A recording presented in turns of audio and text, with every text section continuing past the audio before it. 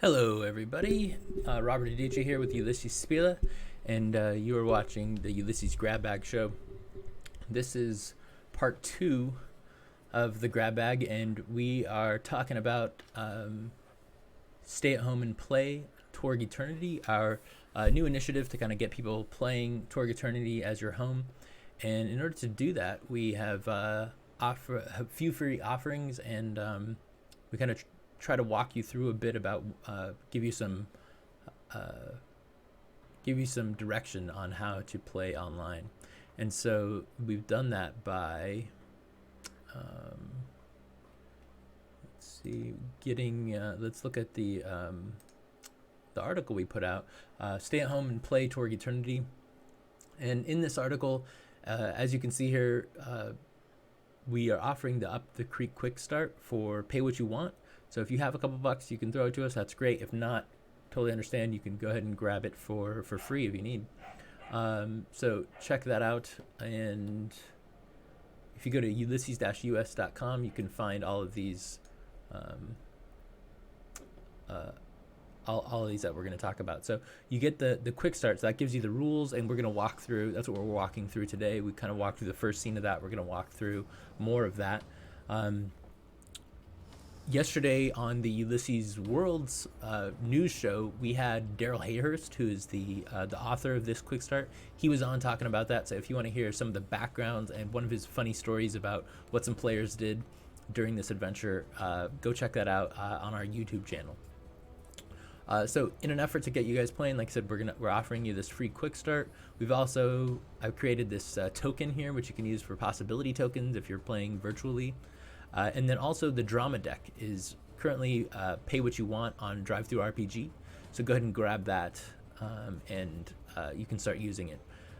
There is a bunch of other adventures. So if you've already maybe you have played this in person with Daryl, or maybe you already run it, and then you want to run other adventures.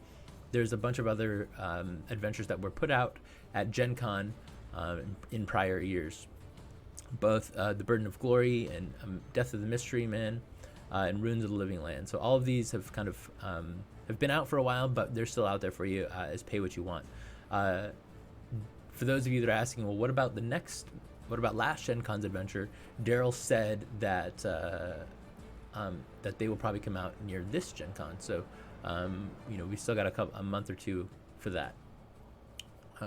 And then there's the old free RPG Day special, which you can also play, and this is kind of a quick start as well. So a lot of Living Land products for our free pay what you want stuff.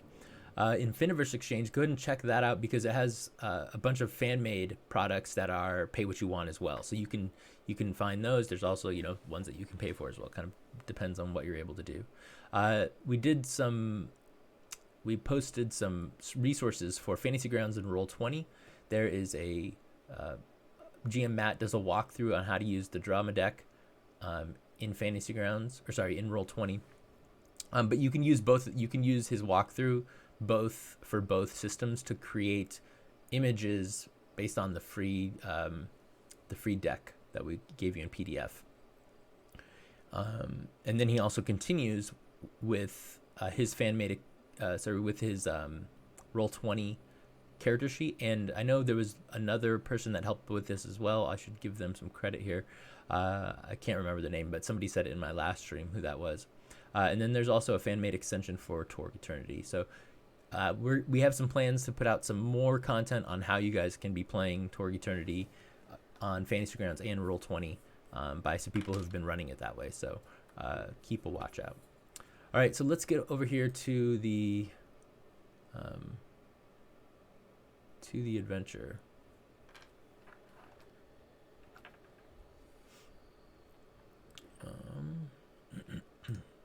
And this music, by the way, is the Gold Box, the God Box soundtrack, which is the adventure for the Living Land. So it is the Living Land kind of soundtrack.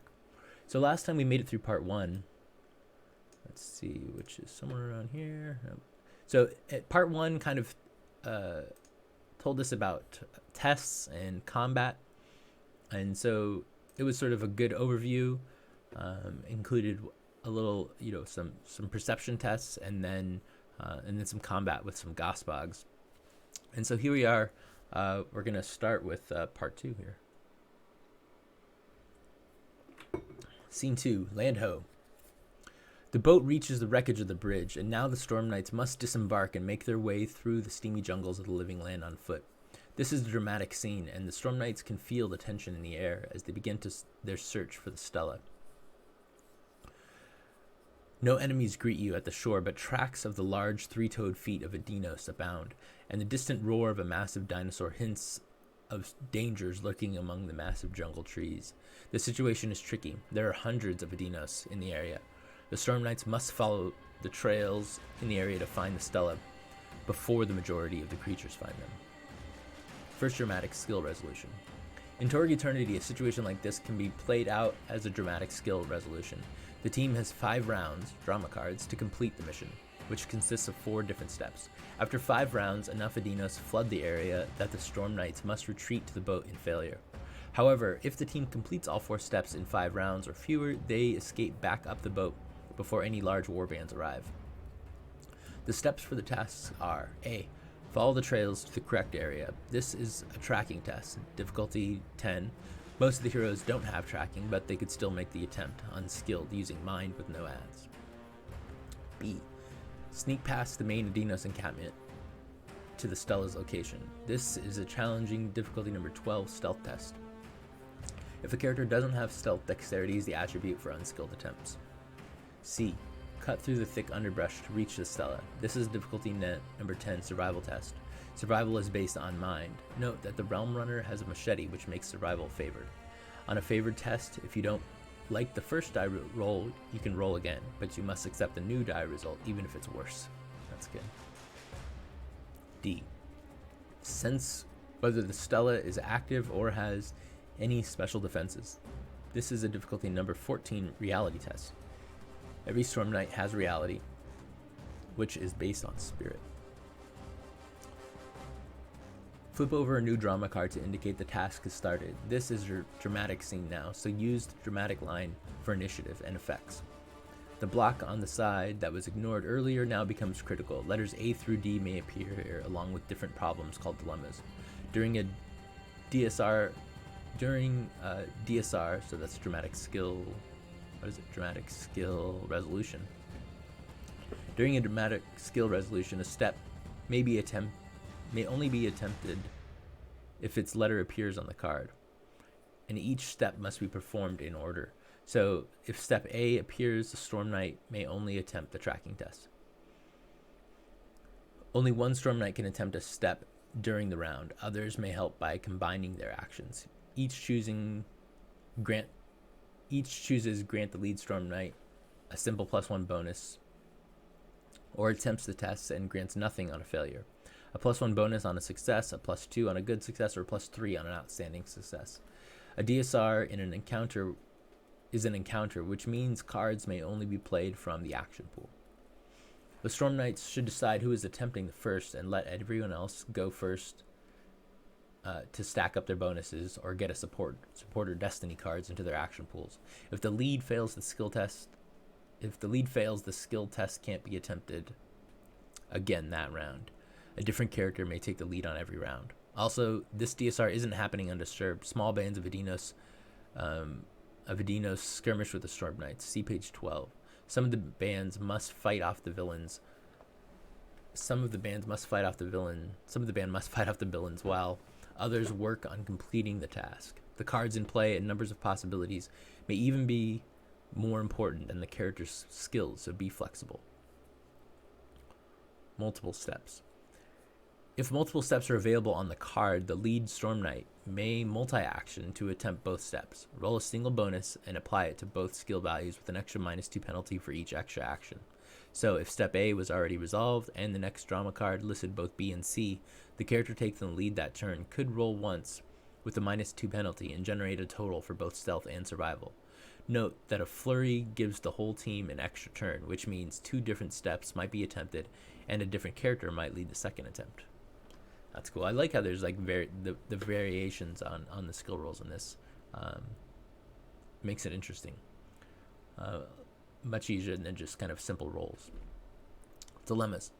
If a dilemma appears on a card, it counts as the current step being available. A, if you're just starting. B, if you're completed. A, and so on. But there's a consequence for failure. Not trying at all for the round counts as the same as failing. Complication. A strange mist creeps through the valley, with the stela making navigation much harder depending on where the group is approaching from. If the step fails, all future tests against the DSR suffer a -1 penalty. Potential setback. A larger warband arrives in the area, and the heroes must flee and find another route. The last step that was completed is lost. So if the group is testing for step C, they now must complete step B again instead.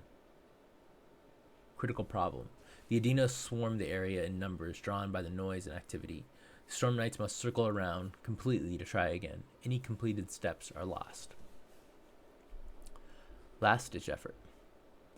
If it's the 5th round and the steps aren't present to complete the task, all isn't lost.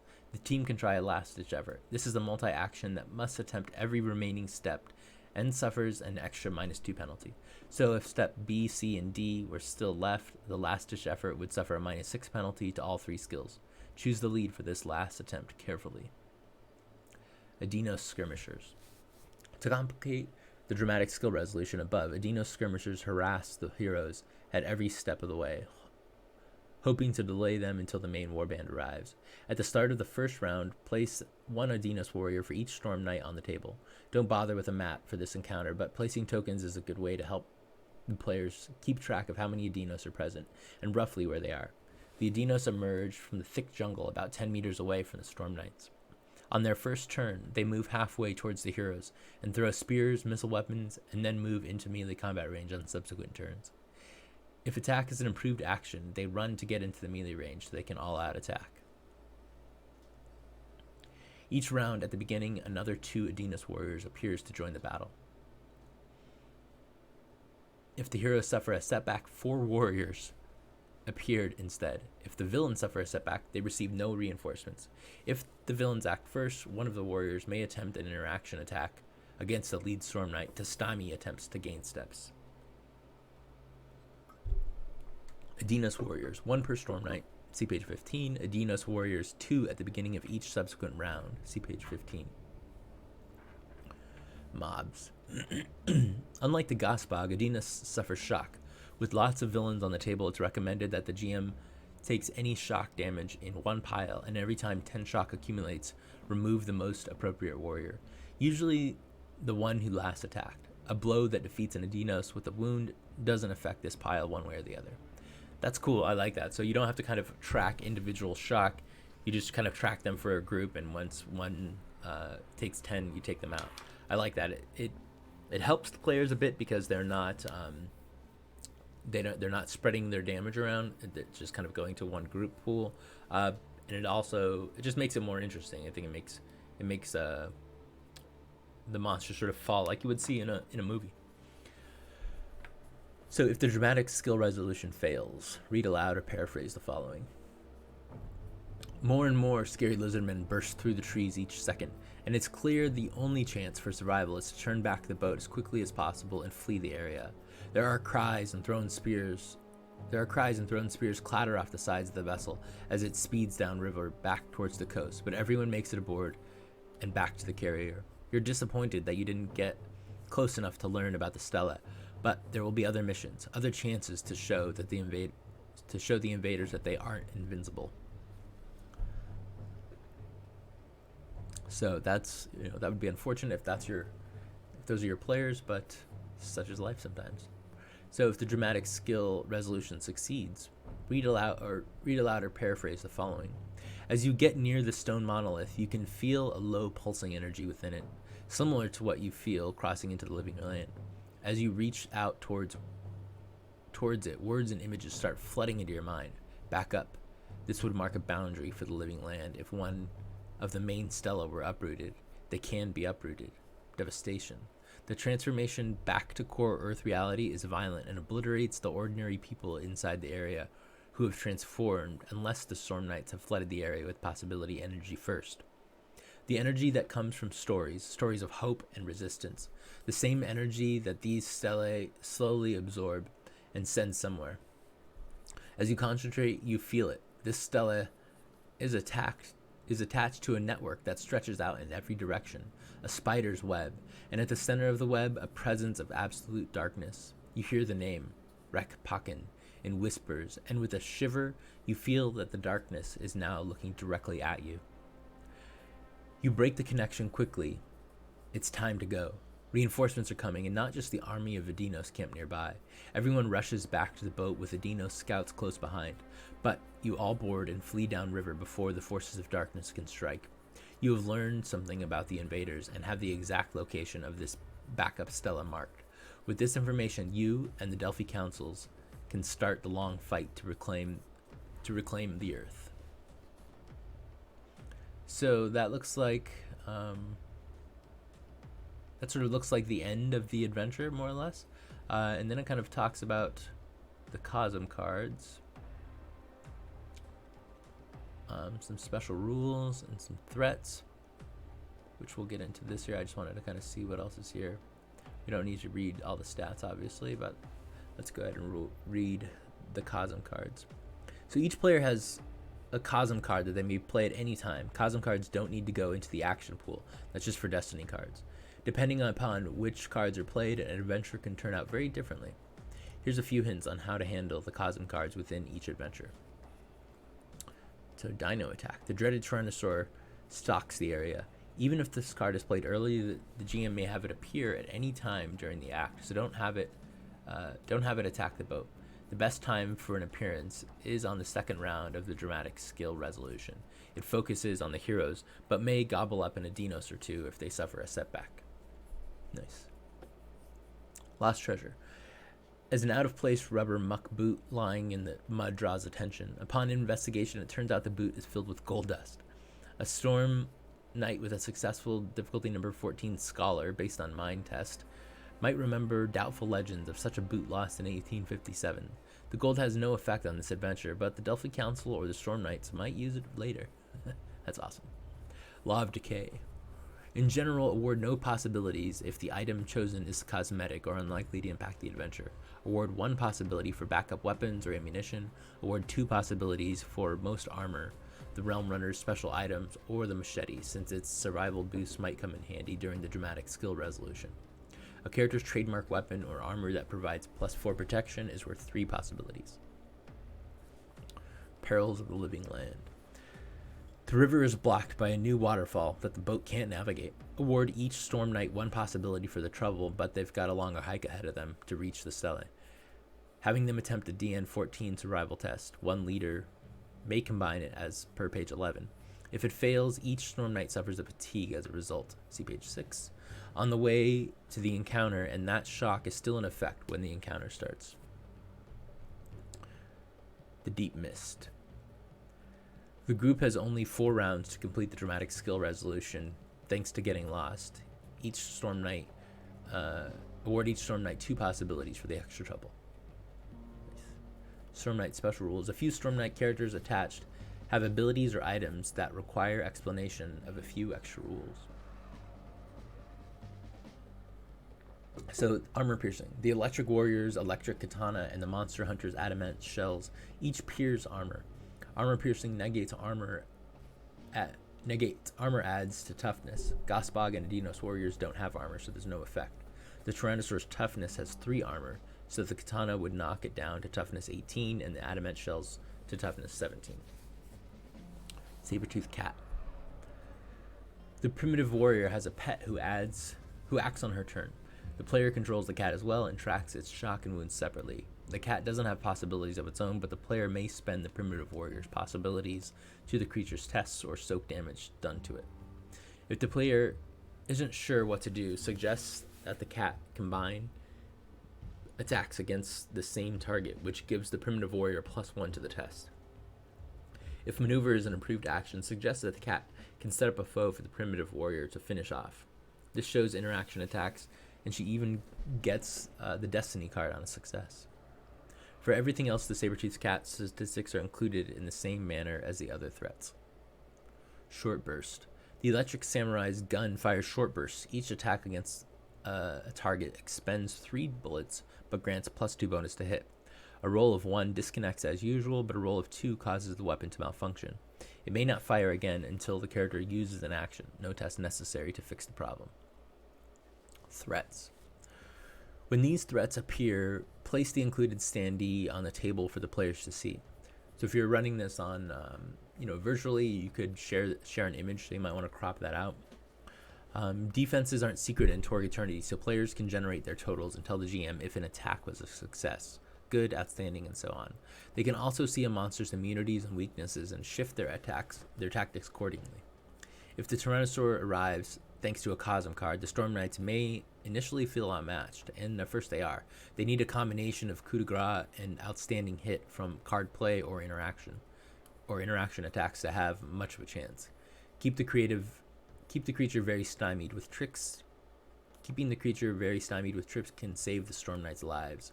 Note that the Tyrannosaur has 4 wounds, meaning it takes a 5th wound to defeat it. After 3 wounds, the creature flees, and the wounds never cause a penalty above -3, no matter how many are suffered. And now the stats for the creatures. We'll probably read just like the description. I'm not going to read all the stats out. So Gospog of the First Planting. Gospog of the First Planting are human corpses entwined with rotting vegetation and putrid flesh. They are common to all realms, a gracious gift of death from the Gotman to his fellow reality raiders. They are strangely adaptable and function without contradiction in every realm. So they can have stuff like claws, they have some fear, they're mindless, relentless, and they are undead. Adinos warriors. Adinos are trained in combat from the day they're born. They grow up with a spear in their hands and are ferocious in their pursuit and capture of prey, which they rip apart with their savage teeth. They kind of have some basic attacks. They've got the Whirlwind perk, and they have bites and claws. Then there's the saber-toothed cat, who's got some strength. Let's see. LCG Junkie says, called shot together with making enemy very vulnerable helps a lot with a very tough enemy like any of the large dinosaurs. Good points. Tyrannosaurus Rex. One of the most terrifying predators ever to walk the living land. This massive reptilian killing machine is fast, 12 meters tall, and has a mouth full of teeth the size of daggers. Core Earthers often call them Rexes due to their strong resemblance to how media has praised Tyrannosaurs. Let's see. They've got armor. They've got a huge bite, of course. They've got dread. When the mighty Tyrannosaur is present, any standard scene immediately becomes a dramatic scene instead. We've got fear, and they are very large. So that is the end of the adventure. So this is made, and again, if you go back to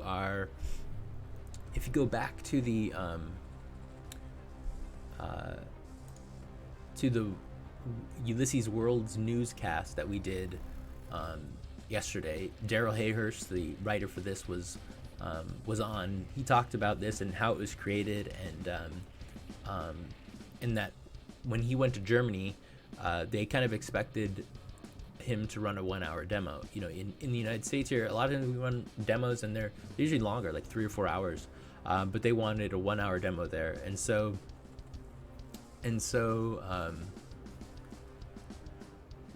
he created this adventure. And so it's great if you want to run it quick. If you want to extend it, I think that you could have some more combats in there with the Adinos.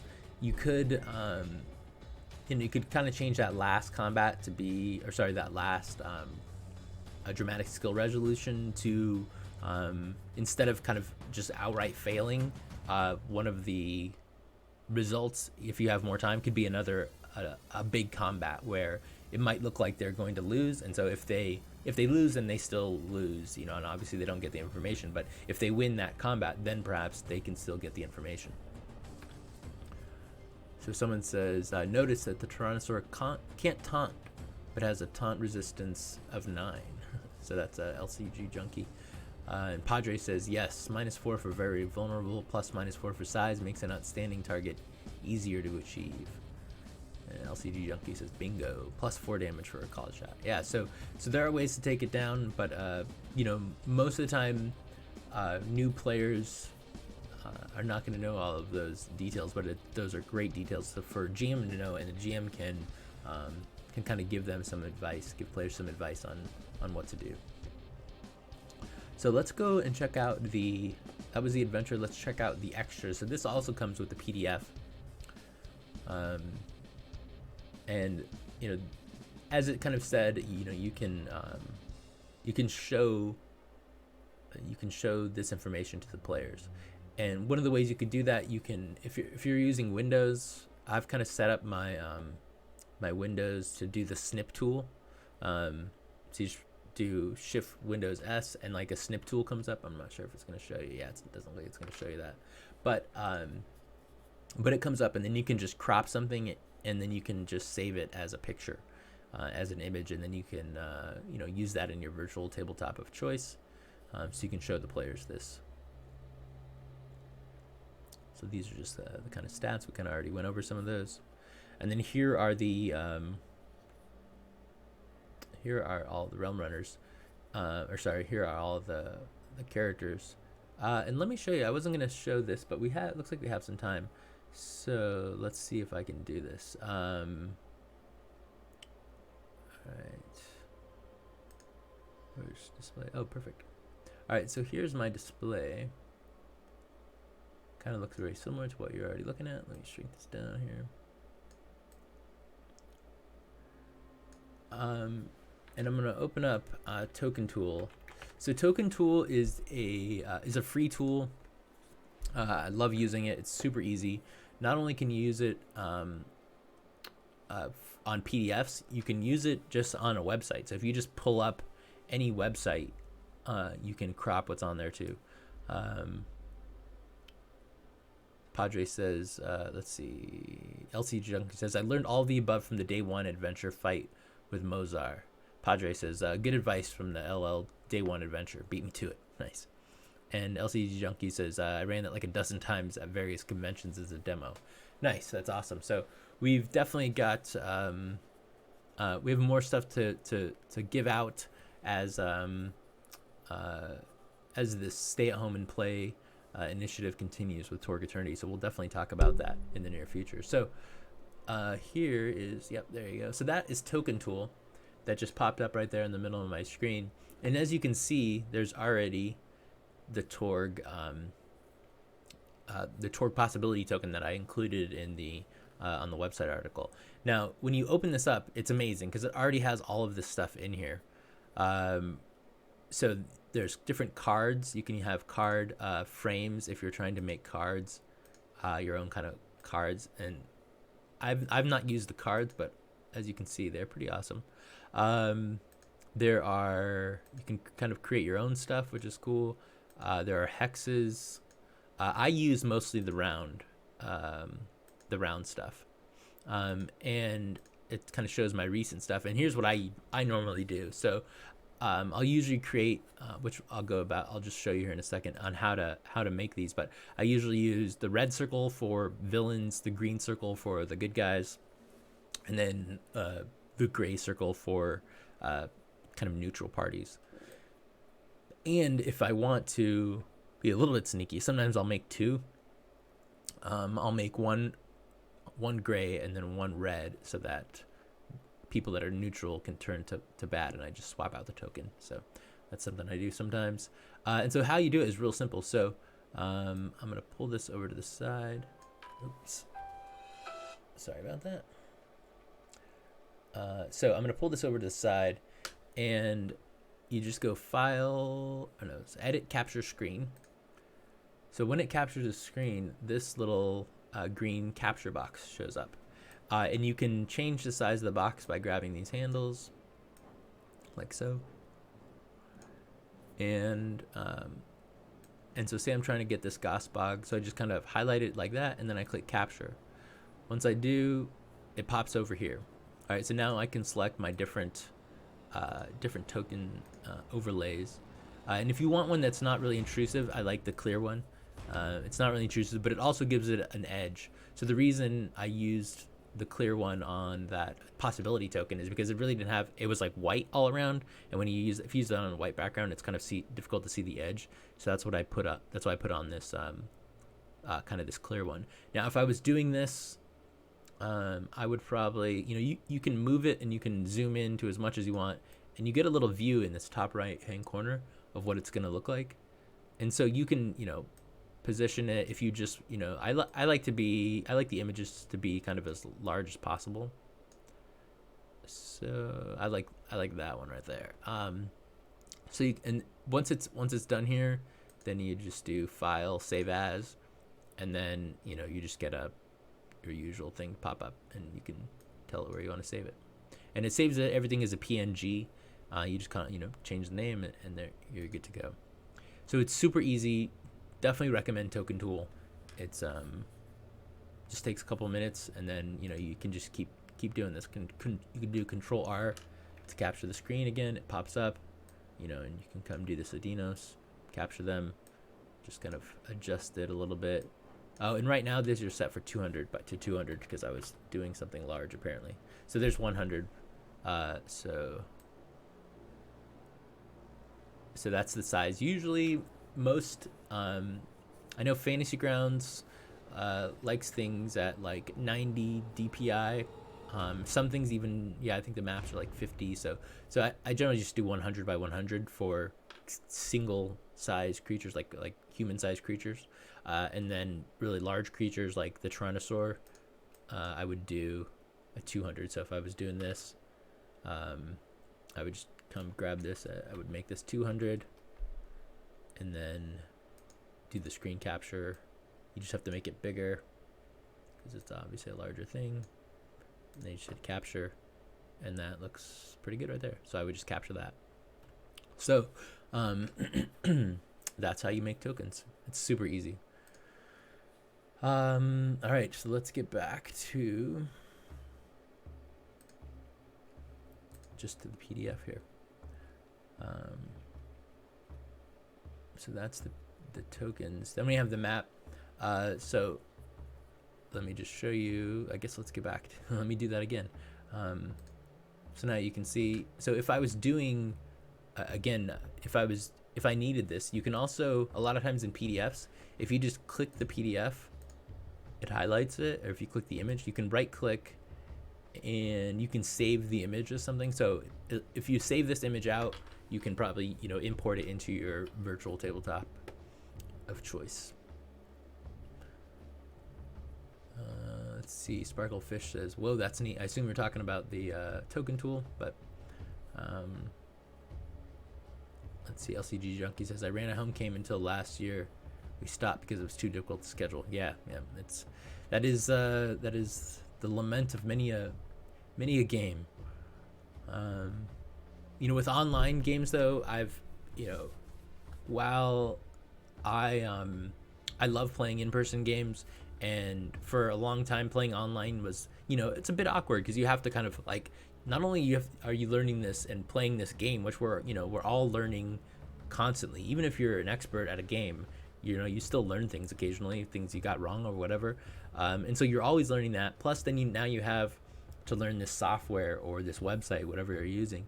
And so it's like a game on top of a game. So it takes a little bit of getting used to. Plus you got to deal, of course, with audio issues and video issues. We've all got that. But once you do that, I've got a number of games that I run on a regular basis, and it really doesn't feel any different than playing a home game. You're just not eating, snacks and junk food together.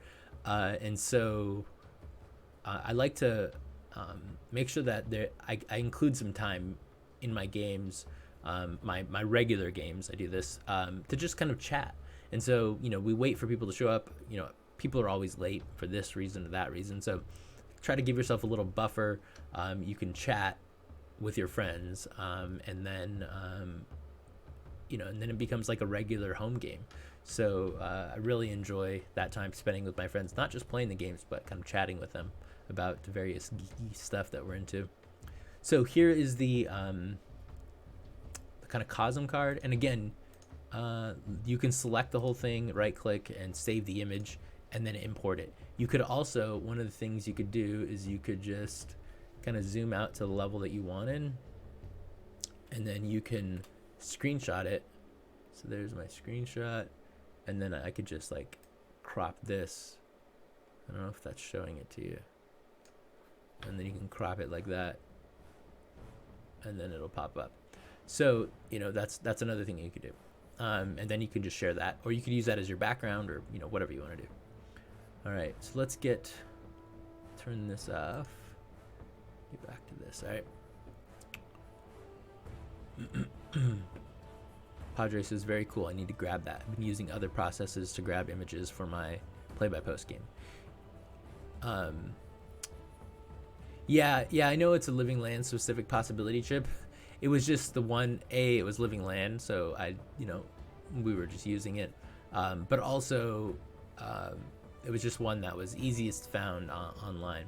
But I've been definitely thinking about kind of getting those out. So maybe we'll get some other ones that are kind of the more generic ones. So let's kind of run through the characters here. Here's the Realm Runner. No XP. It's an alpha clearance character. Looks like his Cosm is Core Earth. And this character is pretty good at Spirit, kind of average at Dex, Mind, and Strength, and kind of a little bit low on the Charisma. They've got some fire combat, some melee, and some unarmed. Looks like they're real connected. They've got a reality of 3, dodge. Yeah, LCG Junkie says realm-specific possibility chips are very cool. I love giving them out as a GM. Yeah, one of the things, as I did the walkthrough of the Living Land and the Isle, I really liked how the realm-specific possibility chips had a different effect on the game. I thought it was very appropriate and cool. So perks, they've got Prodigy, which is +1 possibility. Realm Runner, +4 to reconnect. Yeah, so this person is basically just good at kind of changing the reality they're in, which is awesome. They've got a leather jacket, machete, disruptor grenade. Nice. And here's the overview. The Realm Runners are humans from Earth who have a strong intuitive grasp of reality, not just the reality of core Earth, but the invading cosmos as well. Such individuals are supremely adaptable, traveling through the invading realms with relative ease and picking up tools and concepts that cause contradictions with most others. This phenomenon seems unique to core Earth. That's awesome. That's a cool reason for someone to be from core Earth, and it gives lets someone kind of be special in all of the amongst all of the cosms, not just individually but all together. So I like that. I love these tactics sections. So for new players, kind of tells you, a little bit of what to do with your character to be effective. So you're a jack of all trades, reasonably proficient with most weapons, but a master of none. Then again, any weapon or item you find in any reality is fair game. Don't be afraid to try out and to use powerful tools from other realities, even if they might cause contradictions. Disconnections still happen, but not as often, and it's easy for you to reconnect, even in a peer zone. Use any approved interaction. Trick is the strongest, to stymie opponents or to make them vulnerable. Success gives you a destiny card and helps out the team, or enhances your own chances for a successful follow-up attack.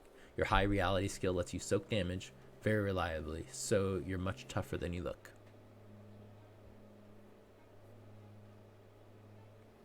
And Padre says, design-wise, they have said the core Earth is supposed to be the reality-focused cosm. Yeah, makes sense.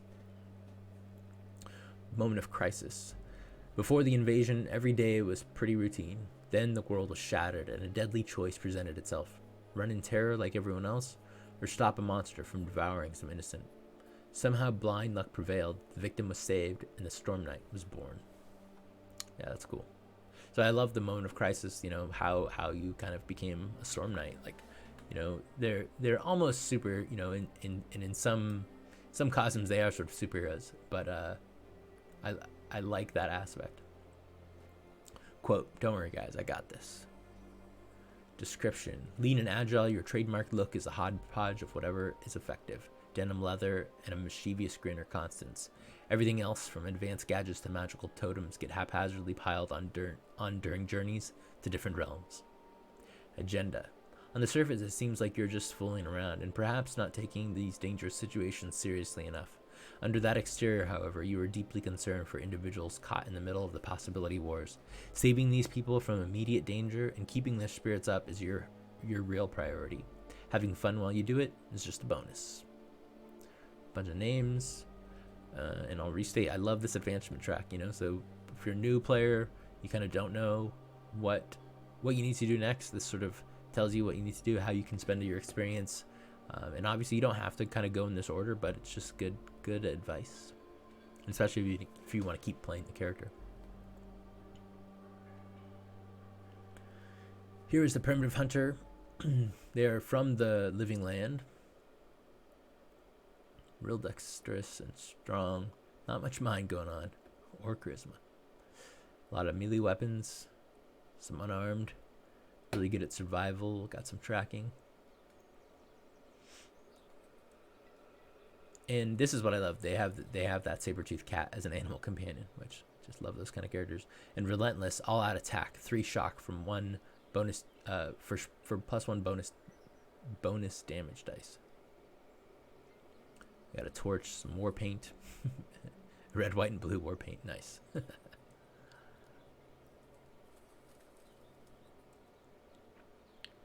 And they got a spear and a knife. Let's see, overview. Humans transformed to the reality of the living land don't become Neanderthals, as some rumors claim. They remain completely human, but are now perfectly adapted to the harsh physical environment and a low social axiom that makes certain thoughts contradictory. Confusing memories of their pre-transformation life remain, but most just don't make sense anymore. These humans also hear the voice of Lenala and worship her the same way the Adinos do. Worshippers are known as Jakats, followers of the ways of Kitakalis. Jakats worship by savoring every sensation life has to offer. Tactics. You usually just get close and stab or bludgeon your foes until they stop moving. You can throw your spear in the rare case when you don't wish to get too close to an opponent. All-out attack is usually a good option, either to trigger the relentless perk or to take advantage of the law of savagery when it applies. Maneuver is your interaction of choice, although intimidation works well in a pinch. Saber-toothed cat companion isn't a full-size tiger, but its claws are deadly. Use its maneuver to set up your own attacks. Be careful with your friend. If he's slain, it may be a while before another comes along. Moment of crisis. Before the Maelstrom Bridges landed, you lived an ordinary life, working a job you loved. After transforming, some spark of your independence remained. When the weak and soft people from your old life were attacked, you acted and became something more. It's also possible you transformed as a direct result of your heroic act, as if Lenala or some other force knew you needed augmented strength and deadly skills to take your battle to the High Lords. Quote, how do you fight wearing all those things? Description. Jakats don't wear much clothing. Leather, teeth, and bone are preferred, since at one time those things were alive. You also like body paints. The colors remind you of your previous life somehow. Most humans find you aggressive and blunt, but very physically striking. Agenda. Wars, politics, and organizations just don't make sense. There is only fighting the enemy right here and now. Consequences are complicated, unknowable things, best left to gods and wizards. Nice. Alright, the Masked Crusader. Tons of spirit, really good at fire combat, and unarmed. Really good at intimidation. Got some dodge and find. Brawler, +2 damage unarmed, super skill, +2 intimidation. Favored based on device, range 20 meters. Based on device, which I assume is the mask. See, Padre says, relentless coup de grace, living land of savagery and outstanding equals 5 BD on an attack. Oh, from the, talking about the primitive hunter. Nice. So you could do a lot of damage, yeah. Alright, they've got a cape and mask. They are mysterious. I like that note. A Mauser pistol. Overview. A group of mysterious men and women have banded together to end Pharaoh Mobius's reign of tyranny. These heroes are based in Cairo but travel across the globe to fight evil. The masks and mystery surrounding them are to protect their loved ones or to foil Mobius's secret police. Being a hero is a deadly calling, especially in a world ruled by villains. A few rare crusaders hail from Terra, the home of the invaders, but most are transitioned citizens from the core Earth. Tactics. You're a crack shot and no stranger to fistfights. However, intimidation is your true weapon. Such a high value makes a player's call result common, which at worst eliminates a villain's next action and at best might cause a foe to run screaming into the night. Your good reality skill lets you soak damage as well. Underneath the mask, you're a decent detective. If you're frightened foes aren't talking, your streetwise or evidence analysis may provide any missing clues. Moment of crisis. Once you were an ordinary citizen, but the same event that catalyzed your powers was also the tipping point for your moment of crisis. Perhaps you were in the right place at the right time to stop Mobius's minions from pillaging a tomb near Cairo, a tomb that contained a burial shroud now worn as a cape. Or maybe an older hero fell and you picked up his mantle to avenge him. Quote, what do you fear? Description. A black mask and a ragged cape are required apparel unless you're in your secret identity. Either item may be the magical source of your frightful power, or perhaps a gadget on your utility belt broadcasts some kind of fear-inducing field. You usually speak in low, serious voice and keep up a grim facade. That's all calculated for effect, though, and your occasional quip or joke reminds everyone a human being is under that mask. Agenda. Justice is your goal. Whether the petty crimes of small-time thieves or the sweeping atrocities of the High Lords, evil must be fought and the guilty punished. Names. Captain Phantom, Crimson Wraith, Night Terror, Raid Spectre, the Shroud. Nice. And then here, advancement track. And here we've got a monster hunter from Aurora with 10 spirit and 9 dex. Really good at fire combat and intimidation as well. This one has a lot of skills. Decent at science, but tons of skills there. They've got a bulletsmith, which they gain the Slayer's Gun, which is a nice weapon. And metal, a Dragon Slayer. +1 bonus damage dice. Bonus dice damage, right? Bonus damage. Dice versus large or larger when attack is approved. Got some caltrops, adamant shells, which are armor piercing. Some holy water shells, nice. Giant killer shells. That's awesome. Slayer gun shells. That's cool. So they've got some options on ammo. Yeah, BD is bonus dice. Bonus die. Mask is armor in the Nile. What does that mean? LCG Junkie said that. LC Junkie. Overview. You are a Victorian and your world Gaia is caught up in the grip of the Godman's horrors. You weren't content to be ruled by terror, and so you fought back. Against all odds, you survived, and the various tricks, gadgets, and special weapons you've acquired over the years of battling evil have evened the odds considerably. When the Godman gathered his dark forces to travel through the Maelstrom bridges and unleash their fury upon core Earth, you followed to stalk them, just as you've always done. LC Junkie says, according to the Nile sourcebook, Mask is +2 armor. Gotcha. Is it included up here?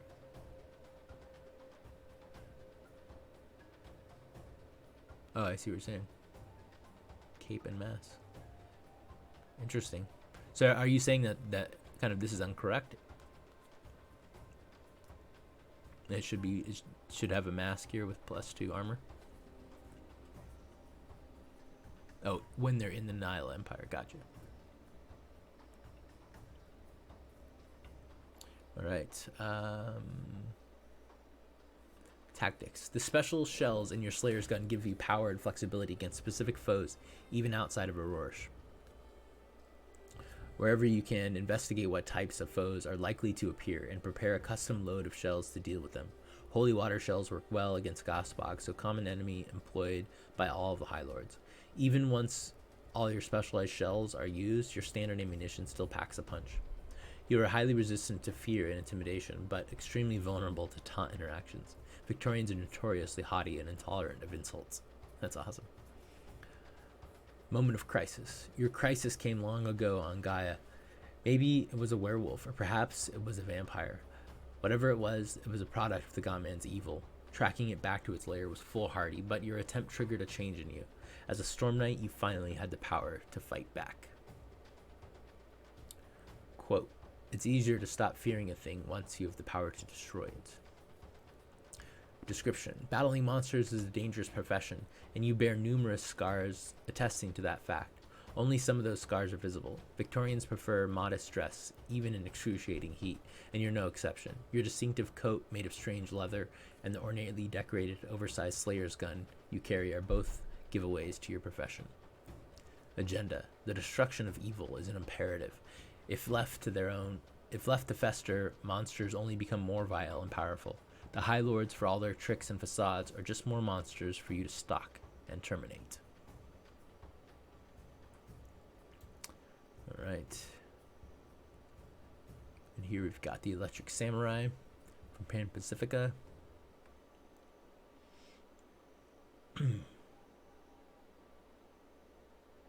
They've got some melee weapons, really good at dodge, land vehicles. We've got an Iron Gosuku is their perk. Iron Gosuku, gain Iron Gosuku and Katana. What is that? A Gosuku. Electric Katana. Trademark weapon. Reroll ones on Electric Katana becomes Katana bonus dice damage. Oh, it's armor. Iron Gosuku is their armor. Cool.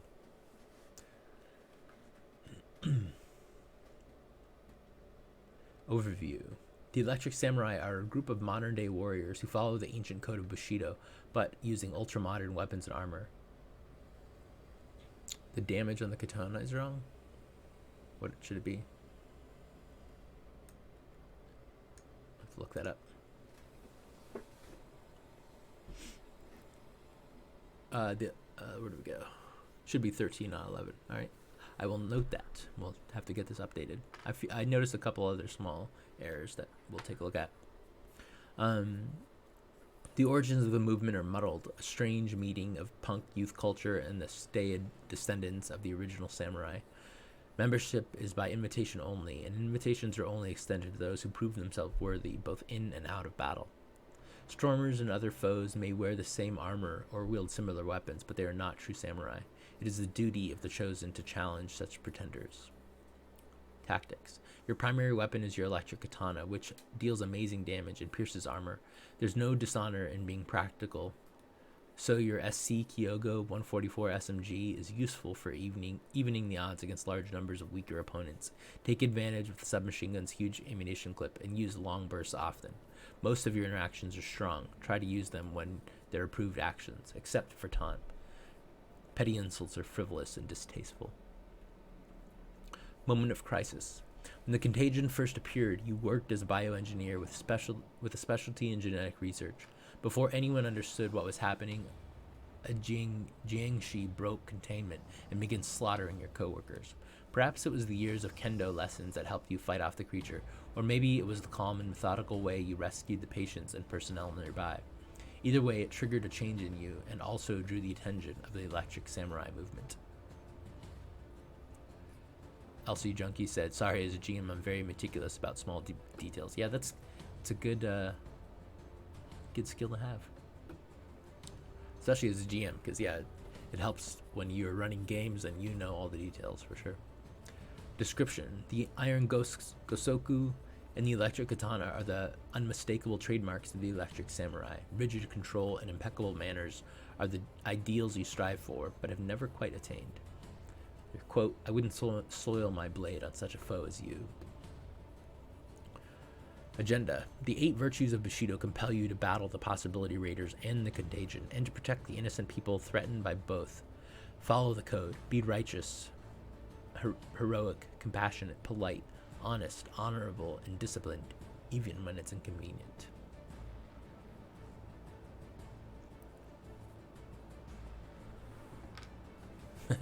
Yeah, LC Junkie says you're allowed to be the rules lawyer. Yeah, when you're the GM, for sure. When you're a player, it can be useful too, but not if it's abused. So that is the extent of that. We're about time to wrap up as well. So again, I just want to have everybody, if you have not played Torg Eternity, go check out the Up the Creek Quickstart on Drive Through RPG. It's pay what you want right now, and if you can't afford it, you can put 0 in there, and if you like it, you can come back and give us a buck or two. The drama deck, which you need to play Torg, is also pay what you want as well, so go ahead and grab those. And then I've given a possibility token on the Stay at Home and Play article at ulysses-us.com, so go check that out, and you can not only get the quick start, the drama deck, there's a bunch of other adventures that are linked there.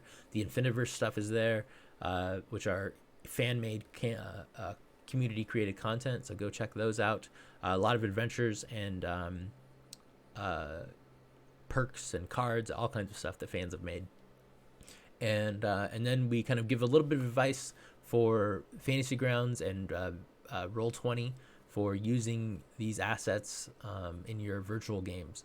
And we're hoping to get some more virtual game content, both actual content in those virtual tables like Roll20 and Fantasy Grounds. We're looking to get both Torg, or not both, but all of our games, Torg, Fading Suns, and the Dark Eye, for Fantasy Grounds first, and then probably slowly to Roll20.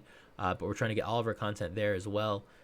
So that'll happen in the coming months. Unfortunately, it takes a while to make these things, and so but I know the people we have working on them are working hard on them. I've seen images and stuff of what they've been doing, and so that stuff will be coming out.